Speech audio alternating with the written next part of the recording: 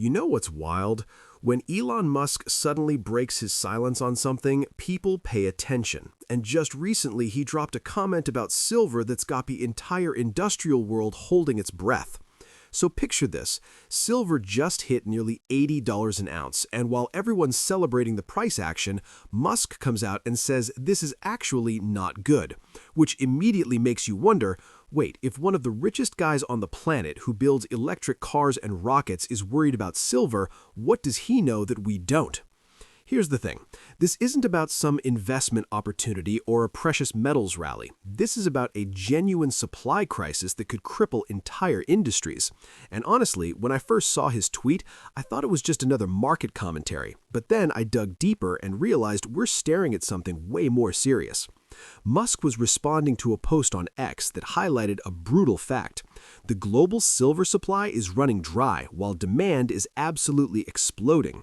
And his two-word response, "not good," racked up millions of views instantly because people understood he wasn't being dramatic, he was being real. Now, you're probably thinking, okay, silver's expensive, so what? But here's where it gets interesting.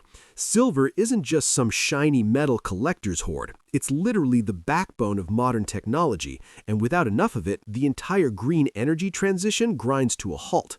Think about it. Every electric vehicle battery, every solar panel, every smartphone, every data center, they all need silver. And Musk's companies, Tesla and SpaceX, they're absolutely dependent on steady silver supplies to keep production rolling. So when he says it's not good, he's not talking about his portfolio. He's talking about whether his factories can keep building cars and rockets. And that should concern all of us. Because if Musk can't get silver, imagine what smaller companies are facing right now.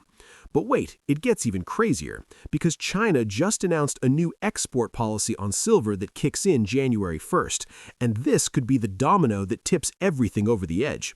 Starting next month, any company wanting to export silver from China needs a government license, and only state-approved firms can ship it out, which might sound like standard regulation until you realize China controls most of the world's silver refining and processing.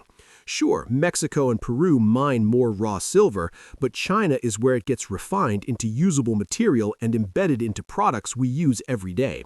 So even though China isn't the biggest miner, they're the middleman everyone depends on, and now they're tightening the valve. Now here's the kicker. Even if China restricts raw silver exports, the metal is still leaving the country just hidden inside electronics, solar panels, and manufactured goods. Which means the restriction might not actually keep silver in China, it'll just change how it flows out. This creates a weird situation where the physical metal becomes harder to access independently, but the products containing it keep flooding global markets. And honestly, I find this fascinating because it shows how interconnected and fragile our supply chains really are. But let's zoom out for a second, because the China policy is just one symptom of a much bigger problem. The world is facing a projected silver deficit of 230 million ounces in 2025, and inventories are already at multi-year lows, which is absolutely insane when you think about it. This would be the sixth straight year where demand outpaces supply, and unlike oil or other commodities, you can't just drill more silver wells when prices go up because most silver comes as a byproduct of mining copper, lead, and zinc. So even though silver is trading near $80, miners can't just pivot and produce more of it. They're stuck mining whatever ore deposit they're already working, and silver is just a bonus that comes along for the ride, which creates this structural supply problem that higher prices can't fix. Now you might be wondering, if this shortage has been building for 6 years, why is everyone freaking out now? And that's the million-dollar question, because the market is finally waking up to something precious metals people have been screaming about for years. For a long time, silver was seen as just the little brother to gold, something you bought if you couldn't afford the yellow metal. But that narrative is dead now, and Musk's comment is proof that silver has graduated from investment asset to strategic industrial necessity. Industries didn't care about silver shortages when they could still buy it easily, but now that physical metal is genuinely hard to source, the panic is setting in, and you can see it in how fast prices have moved. What's really interesting is how this plays into silver's dual nature, because historically it's been both money and an industrial metal, and right now we're seeing the industrial side dominate completely. The price surge isn't driven by investors hoarding coins and bars, it's driven by factories that literally cannot function without steady silver deliveries. And when an industrial commodity becomes scarce, things get serious fast, because production lines don't care about market sentiment, they just need raw materials. I've been following commodities for years, and I can tell you this feels different from typical price spikes. This feels like the beginning of a prolonged structural shift where silver goes from abundant to genuinely scarce. Now let's talk about why Musk's companies are so vulnerable here. Because Tesla alone uses silver in batteries, electrical contacts, and various electronic components. And when you're producing hundreds of thousands of vehicles, even small amounts per unit add up to massive total demand. SpaceX uses silver in advanced electronics and aerospace applications where reliability is absolutely critical, and you can't just substitute inferior materials when you're launching rockets, so any disruption in silver availability could delay missions or drive up costs significantly. Then you've got the broader tech industry.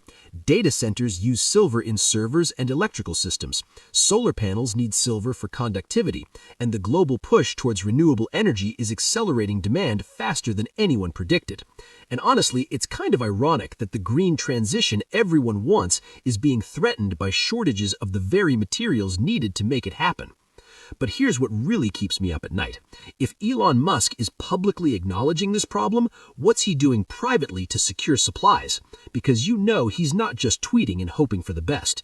I'd bet serious money that Tesla and SpaceX already have teams negotiating long-term supply contracts, possibly investing in mining operations, or even stockpiling silver through subsidiaries we don't know about. Because that's what smart industrial players do when they see a shortage coming. Now, some people in the replies to Musk's tweet started talking about silver as money, referencing sound money principles and inflation hedging. And while that's not the main story here, it's worth mentioning because silver's monetary history gives it a unique safety net. If industrial demand ever cooled off, which seems unlikely given current trends, investment demand could easily pick up the slack because people still see silver as real money versus fiat currency that governments can print infinitely. And that dual appeal makes silver more resilient than purely industrial metals. But let's be real, right now the industrial side is completely dominating, and investment demand is almost secondary to what's happening in factories and manufacturing plants worldwide. So, where do we go from here? Because silver just ripped to nearly $80, and everyone's wondering if this is sustainable or if we're due for a pullback. Here's my take. Even if prices cool off and consolidate, we're not going back to the old normal where silver was cheap and plentiful. The structural deficit is real, and it's not getting fixed anytime soon. Recycling will eventually ramp up, and that might add supply over time, especially in 2026 when more focused efforts kick in. But recycling can't solve a 230 million ounce deficit overnight. It takes years to build that infrastructure. Meanwhile, demand keeps growing because the green energy transition isn't slowing down.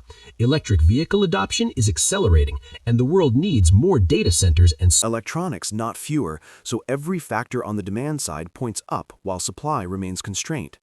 Some analysts think we could see silver spike even higher before it stabilizes, possibly testing $90 or even $100 if the shortage intensifies. And honestly, I wouldn't be shocked if that happens, especially if more industrial leaders start publicly acknowledging the problem like Musk did. What's crucial to understand is that this isn't speculation anymore. This is supply and demand fundamentals playing out in real time. And when a metal is essential to technology with no easy substitute, prices can move way further than anyone expects. One thing I keep thinking about is how this affects smaller companies in developing countries. Because if giants like Tesla are worried about securing silver, imagine what a small electronics manufacturer or a solar startup is dealing with right now. They don't have the negotiating power or capital to lock in long-term contracts, so they're stuck paying whatever the spot price is. And if silver keeps climbing, it could price some of them out entirely or force them to delay projects.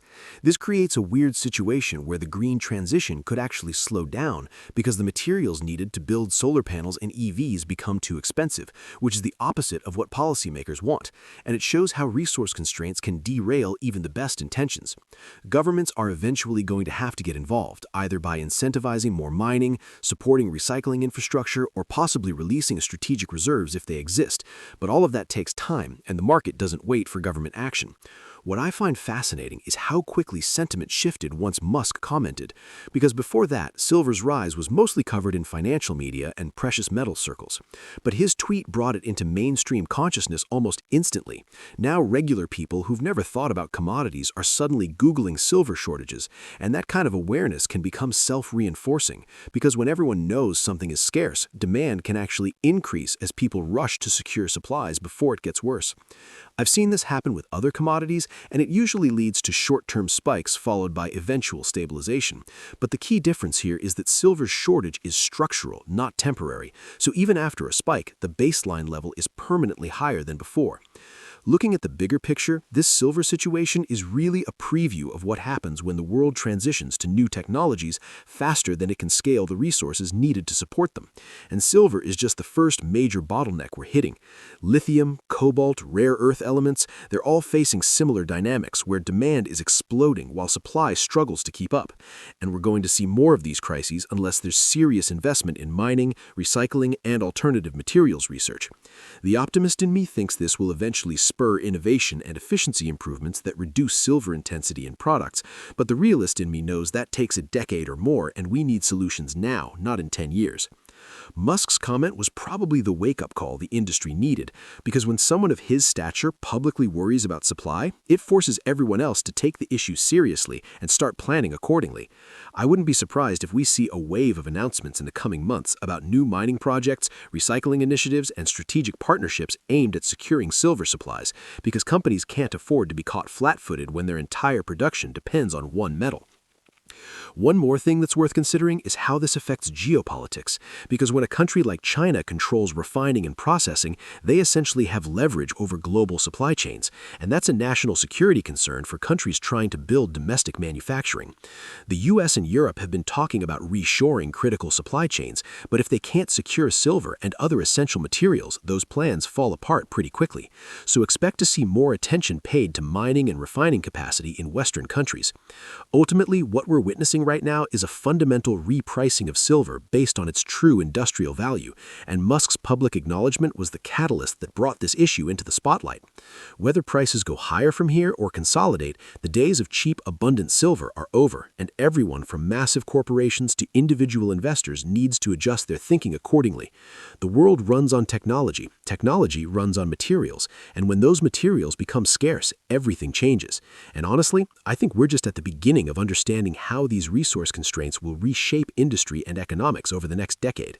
Musk didn't just comment on silver prices, he confirmed that we're entering an era where strategic materials are as important as capital and labor, and the companies that figure this out first are the ones that thrive while others struggle. So yeah, when Elon Musk says a silver shortage is not good, maybe we should all listen, because this isn't about making money on a trade, this is about whether the technology we depend on can even be built, and that's a problem that affects everyone, not just investors or industrialists, but literally everyone who uses electronics, drives cars, or expects the lights to stay on. The silver story is really a story about the future, and right now that future looks a lot more constrained and expensive than most people realize, and the sooner we face that reality, the better chance we have of finding solutions before things get even more critical.